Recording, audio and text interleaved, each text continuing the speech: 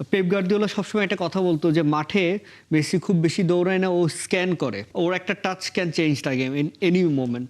আমার মনে হয় এখন এই প্রেশারটা চলে গেছে পর্তুগালের দিকে। এই প্রেশারটা এখন আর মেসি ভক্তদের নাই, লিওনেল মেসির উপর নাই, আর্জেন্টাইন টিমের উপর নাই। একটা মেসি বিহীন আর্জেন্টিন টিম আমরা সামনে দেখতে যাচ্ছি। আমরা বলবো না যে এবার আমরা সুপার টিম, যে কথাটা মেসি নিজেও বলেছে। ডেফিনেটলি আমি চাই ব্রাজিল জিতুক ফর নেইমার। আমার ধারণা যে পিএসজিতে যাওয়ার পরে আসলে নেইমার আর নিজেকে ওভাবে মেলে ধরতে পারে নাই। একটা প্রজন্মের শৈশব, কৈশোর আর স্বপ্নের নাম লিওনেল মেসি। 2006 থেকে 2026 বিশ্বকাপে 2 দশকের এক অবিশ্বাস্য যাত্রা। বিশ্বকাপ জয় করেছেন, ফুটবলের প্রায় সবকিছু জিতেছেন। তবুও কোটি ভক্তের চোখ এখন আরেকটি বিশ্বকাপের দিকে। সেই মেসিকে ঘিরে আবেগ, প্রত্যাশা আর আর্জেন্টিনার স্বপ্ন নিয়ে কথা বলতে আজ আমাদের সঙ্গে আছেন বাংলাদেশ ক্রিকেট সাপোর্টার্স অ্যাসোসিয়েশনের ভাইস প্রেসিডেন্ট মেহেদী জামান সনেট, যার আরও একটা বড় পরিচয়, তিনি মেসির একজন ডাইহার্ড ফ্যান। দর্শক, আমরা আলোচনা করতে চাই লিওনেল মেসির বিশ্বকাপ জার্নি, আর্জেন্টিনার বিশ্বকাপ জার্নি। আমরা চলে যাচ্ছি সরাসরি মেহেদী জামান সনেটের কাছে। মেহেদী জামান সনেট, আপনাকে স্বাগত ৭১ খেলা যোগ এবং সেই সঙ্গে ঈদের শুভেচ্ছা। ঈদ মুবারক। ঈদ মোবারক ভাইয়া, কি অবস্থা, কেমন আছেন? আমি তো ভালো আছি, আপনি একটু বেশি ভালো আছেন, কারণ লিওনেল মেসি আসলে বিশ্বকাপটা খেলবেন সেটা কিন্তু 2 বছর আগেও কিন্তু কেউ ভাবেননি যে আপনার জন্য কিন্তু, বা আপনার মতো ফ্যানদের জন্য বড় একটা পাওয়া, একটা বোনাস নিঃসন্দেহে। আসলে কাতার বিশ্বকাপ জেতার পর থেকেই কিন্তু আমাদের, যখন ও রিটায়ারমেন্ট করলো না, কারণ আমরা কিন্তু অনেকেই ভাবছিলাম যে হয়তো বা কাতার ওয়ার্ল্ড কাপের দিন বা তার পরের দিন অ্যানাউন্সমেন্ট আসবে যে মেসি ন্যাশনাল টিম থেকে রিটায়ারমেন্টে যাবে। বাট তখনও একটা কথা বলেছিল যে এতদিন আমি ওয়ার্ল্ড চ্যাম্পিয়ন হয়ে আরও কিছুদিন খেলতে চাই। তো তখন এরপরে যখন আমরা কোপা আমেরিকাটা জিতলাম, তখন থেকে কিন্তু আমাদের মনে আসলে আশাটা জাগা শুরু হয়েছে। আচ্ছা, কোপা আমেরিকাতেও যেহেতু রিটায়ারমেন্ট নেয় না, হয়তো বা মেসি ফিট থাকলে হয়তো বা আরেকবারের মতো আমরা মেসি ফ্যানরা দেখতে পারবো তাকে বিশ্বকাপে। এবং আমরা যদি একটা জিনিস চিন্তা করি, মেসি হয়ে খেলছে কিন্তু 2010 থেকেই। 2010 থেকে কিন্তু তার উপর একটা বিশাল বার্ডেন ছিল ওয়ার্ল্ড চ্যাম্পিয়ন হওয়ার। তো পারতপক্ষে আমার কাছে মনে হচ্ছে যে এই ওয়ার্ল্ড কাপটাই কিন্তু তার প্রথম ওয়ার্ল্ড কাপ হতে যাচ্ছে যেটাতে সে একদম প্রেশারলেস থাকবে। কারণ কাতার ওয়ার্ল্ড কাপে যেই পরিমাণ প্রেশার ছিল লিওনেল মেসির উপর, যে পরিমাণ ট্রফির ক্ষুধা ছিল, সমস্ত লাইমলাইট তার উপর ছিল। আমি শিওর আর্জেন্টাইন ফ্যানরা এইরকম রিল্যাক্স তাদের লাইফে কখনোই ছিল না যে মেসি এত প্রেশারলেস একটা ওয়ার্ল্ড কাপ খেলে যাচ্ছে আর কি। তো এই হিসাবে আমি বলবো যে এটা মেসির জন্য একটা দারুণ মানে কি বলে অনুভূতির ব্যাপার। কারণ ও যদি ওর 80% ফিট মানে দিতে পারে, সেটা দলের জন্য একটা বিশাল কন্ট্রিবিউশন হবে, যদি ও 80% অ্যাটেনশন দিয়ে খেলতে পারে আর কি। স্কালোনি তাকে ক্যাপ্টেন হিসেবে রাখছেন এবং তার বয়সও একটা ফ্যাক্ট রয়েছে, কিন্তু ফিটনেস নিয়ে তিনি প্রচুর কাজ করেছেন। একই সঙ্গে আমরা এবার যদি বলি রোনালদো কিংবা আরো যারা এই বয়সের রয়েছেন, বয়স একটা ফ্যাক্ট, তো সেই ক্ষেত্রে আসলে মেসিকে কত মিনিট খেলানো উচিত বলে মনে করেন আপনি? আমার ধারণা মেসি, প্রথমত মেসিকে আমরা যে ধরনের প্লেয়ার হিসেবে চিনি, ওর ভিতর যে পরিমাণ ক্ষুধা, ও যদি যে কোনো কোচ ওকে 90 মিনিটই খেলাতে চাবে, বাট আমার ধারণা সে ডেফিনেটলি 70-75 মিনিট খেলবেই। আর আবার এই বিশ্বকাপে আমরা কিছু চমকও দেখতে পারি যে হয়তো বা সে ফার্স্ট হাফে নামে নেই, হয়তো বা সেকেন্ড হাফে নামছে, 60 মিনিট বা 65 মিনিটে নামতেছে খেলার গতি চেঞ্জ করে দেওয়ার জন্য। কারণ আমরা যদি যারা লিওনেল মেসির খেলা অনেক আগে থেকে দেখি, পেপ গার্দিওলা সবসময় একটা কথা বলতো যে মাঠে মেসি খুব বেশি দৌড়ায় না, ও স্ক্যান করে। তো ওই রেফারেন্সটা যদি টানি যে মেসি যদি ফার্স্ট হাফে স্ক্যান করে এবং ওর অপোনেন্টের tiring leg versus fresh Lionel Messi in the second half, এটা একটা ভয়ঙ্কর কম্বিনেশন হতে পারে আর কি। প্রতিপক্ষের জন্য একটা ভয়ঙ্কর কিছু হতে পারে যে, এবং Messi in Argentina is a something different. ও 200% দিয়ে কিন্তু নর্মালি খেলে। আশা করি আমরা এই বিশ্বকাপেও মেসির সেই আগে গতিময় পারফরমেন্সটা দেখতে পারবো। হয়তো বা আগের মতো তার দৌড়ের স্পিডটা নেই, বাট মেসি ইজ ম্যাজিক্যাল। ওর একটা পাস, ওর একটা touch can change the game in any moment. মেসিকে নিয়ে আগে যে বেশি সমালোচনাটা হতো যে তার এই ট্রফিটা নেই, বিশ্বকাপ ট্রফিটা নেই, সবকিছুই আছে, এখন সেই আলোচনাটা মনে হয় একটু থেমে গেছে। এটা কেমন এনজয় করে? এখন আমার মনে হয় এখন এই প্রেশারটা চলে গেছে পর্তুগালের দিকে। এই প্রেশারটা এখন আর মেসি ভক্তদের নাই, লিওনেল মেসির উপর নাই, আর্জেন্টাইন টিমের উপর নাই। বাট ডেফিনেটলি আর্জেন্টিনা এমন একটা team, Argentina, France, Brazil, even এখন পর্তুগাল এমন একটা টিম, প্রতি ওয়ার্ল্ড কাপের আগে তাদেরকে নিয়ে আলোচনা হবেই যে ওদেরকে ওয়ার্ল্ড কাপ জিততে হবে। কিন্তু আমার ধারণা এই তুলনামূলকভাবে এই ওয়ার্ল্ড কাপে প্রেশারটা কম।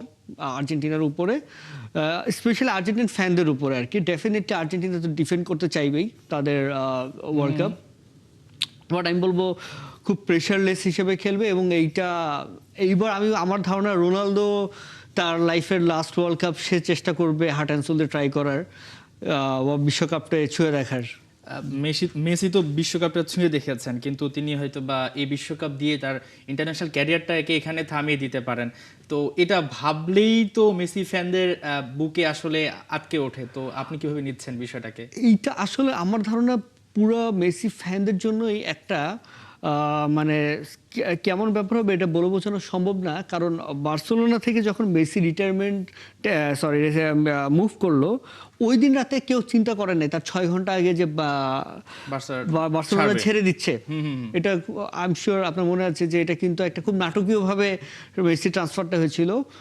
আমার ধারণা আমরা লাস্ট 2 বছরে মানসিকভাবে যতটাই প্রস্তুতি নেই না কেন যে মেসি আর খেলবে না, আসলে এটা মেসি ভক্তদের জন্য এটা চিন্তা করাটা খুবই ডিফিকাল্ট যে একটা মেসি বিহীন আর্জেন্টিন টিম আমরা সামনে দেখতে যাচ্ছি।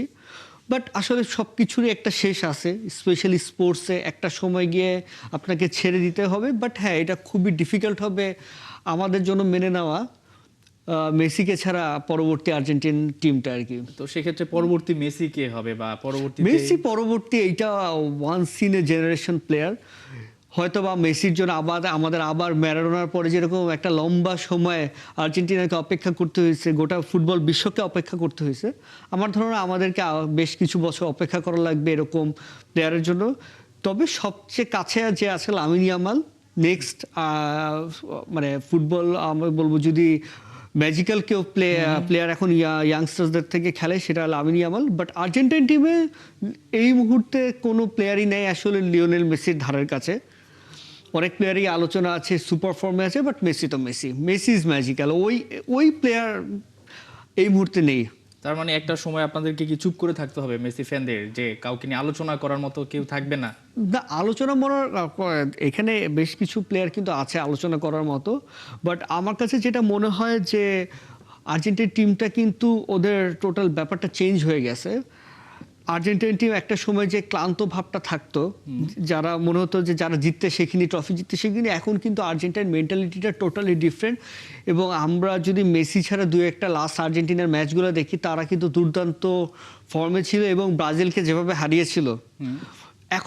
এখন আর আমি বলবো যে আর্জেন্টাইন টিমটা টোটালি মেসি ডিপেন্ডেন্ট না, তারা মেসি ডিপেন্ডেন্সি থেকে বেরোয় আসছে, which is very good. As a Argentine fan definitely এটা আমার জন্য খুবই ভালো লাগে দেখতে যে মেসি ছাড়াও এখন আমরা ম্যাচ ডমিনেট করতে পারি, বিকজ আমাদের ফ্রন্ট এবং মিডে খুব ভালো ভালো কিছু প্লেয়ার আছে। দলটা নিয়ে তাহলে কথা বলতে চাই। স্কালোনি যে দল দিয়েছেন গতকাল, সেখানে বেশ আলোচনা রয়েছে, সমালোচনা রয়েছে। সবশেষে একটা কথা বলতে চাই যে এই দলটাকে নিয়ে আপনারা আসলে কতটুকু প্রত্যাশা করছেন, মানে রিয়েলিটিটা কি? রিয়েলিটিটা হচ্ছিল যে আসলে ওয়ার্ল্ড কাপের ফার্স্ট রাউন্ডের পরে একটা বাজে গেম মানে you are out of the tournament. So Argentina team গতবার যেটা হয়েছিল, গতবার কিন্তু আমাদের বেশ কিছু চমক ছিল টিমের মধ্যে। খুব বলতে পারবো যে খুব একটা ইয়াং মিডফিল্ড নিয়েই কিন্তু গতবার আর্জেন্টিনা চ্যাম্পিয়ন হয়। এইবারও কিন্তু লিওনেল স্কলানি যে ব্যাপারটা মানে রেখেছে টিমের মধ্যে, সেখানে কিন্তু সে ইন্ডিভিজুয়ালের থেকেও সে টোটাল টিম কম্বিনেশনের উপর কিন্তু সে তার ট্যাকটিক্যাল ইলেভেনটা সে সাজিয়েছে। সেইখানে কিন্তু মানে স্পেসিফিক কার ফর্ম কীরকম ছিল এই ব্যাপারটার উপর সে খুব বেশি একটা জোর দেয় নাই।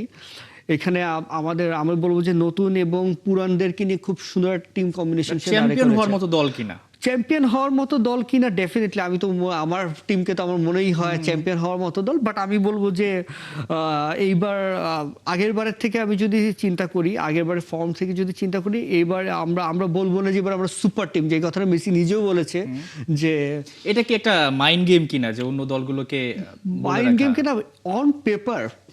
অন পেপারে আমি বলবো না যে মেসি, যদি আমি অন্য টিমের সাথে কম্পেয়ার করি, অন পেপার আমার কাছে এখনো ওয়ার্ল্ড চ্যাম্পিয়ন টিম মনে হয় নাই। মেসি আছে, that's a fact, but on paper যদি আমি ধরি আমার কাছে মনে হয় না যে ওয়ার্ল্ড চ্যাম্পিয়ন, বিকজ আমাদের রাইট ব্যাক লেফট ব্যাক দুই জায়গাটাতেই কিন্তু একটু সমস্যা আছে। সো সেই ক্ষেত্রে আমার কাছে মনে হয় যে অন পেপার আমরা ওয়ার্ল্ড চ্যাম্পিয়ন টিম না। এই টিম গতবারও জিতেছে, তাদের নিজেদের যেটাকে কি বলে কনফিডেন্সের উপর, তাদের নিজেদের যে একটা টিম স্পিরিট ছিল, আর্জেন্টিনার নিজেদের মধ্যে টিম কম্বিনেশন এবং টিম স্পিরিট এবং respect between the players is অন্য লেভেলের।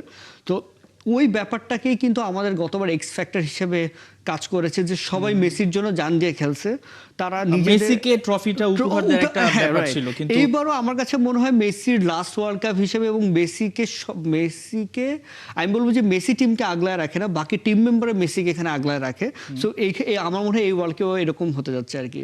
আর্জেন্টিনাকে সাপোর্ট না করলে এইবার আসলে কোন আর্জেন্টিনা তো সাপোর্ট করবেনই, তার বাইরে কোন দলকে সাপোর্ট করবেন, যাদেরকে এগিয়ে রাখবেন আপনি বিশ্ব চ্যাম্পিয়ন হওয়ার ক্ষেত্রে? আসলে ব্রাজিলের টিমটা অনেক বছর ধরে জিতছে না, বাট আমার কাছে মনে হয় যে এইবার যদি আমি অন পেপার দেখি দুটো টিমের সবচেয়ে বেশি চান্স আছে, সেটা ছিল ফ্রান্স আর পর্তুগাল। আমি দেখছি যে অন পেপার এবং তাদের যদি ইন্ডিভিজুয়াল প্লেয়ার ওয়াইজ চিন্তা করে এই দুইটা টিম সুপার টিম হয়েছে। ব্রাজিলকে নিয়ে কথা বলতে চাই, যে বিশেষ করে যদি নেইমারের কথা বলি, নেইমার যদি কখনো ধরেন, নেইমার তো এখন ব্রাজিলে, যদি সে আর্জেন্টিনার হতো, এমন একজন প্লেয়ার বারবার ইনজুরিতে পড়ে যাচ্ছেন, তারপর আবার আসছেন, তাকে নিয়ে অনেক বেশি শঙ্কা রয়েছে, আর্জেন্টাইন ফ্যান হিসেবে আপনাদের একটু আফসোস হয় যে তার ক্যারিয়ারটা আরো অনেক ভালো হতে পারতো? অবশ্যই আফসোস হয়। আমার যে এটা আবার একটু বলতে চাই ব্যাপারটা, যেমন গত ওয়ার্ল্ড কাপে আমার সব ব্রাজিলিয়ান ফ্যানরা তারা লিটারালি মন থেকে আর্জেন্টিনাকে সাপোর্ট করছে, মেসিকে সাপোর্ট করছে। তো ওদেরকে বলছিলাম যে আর্জেন্টিনা ছাড়া যদি নেক্সট ওয়ার্ল্ড কাপে আমি যদি কোনো দল চাই যে জিতুক, সেটা ডেফিনেটলি আমি চাই ব্রাজিল জিতুক ফর নেইমার।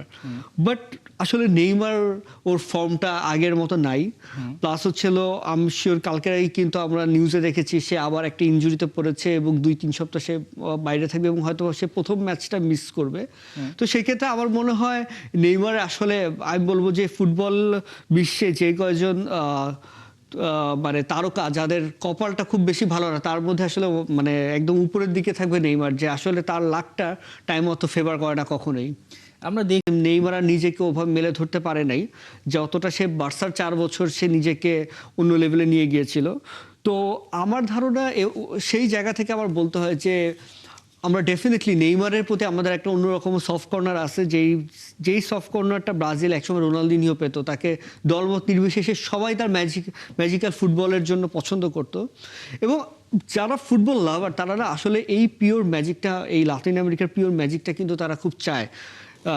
বিকজ দল যেটাই করি আসলে ব্যক্তিগতভাবে এটা চাই। এবং আমরা যেটা দেখি যে Messi is not about scoring, ওর হাতে বল থাকলে কিন্তু কিছু না কিছু একটা ম্যাজিক্যাল আমরা কিছু দেখতে পাই।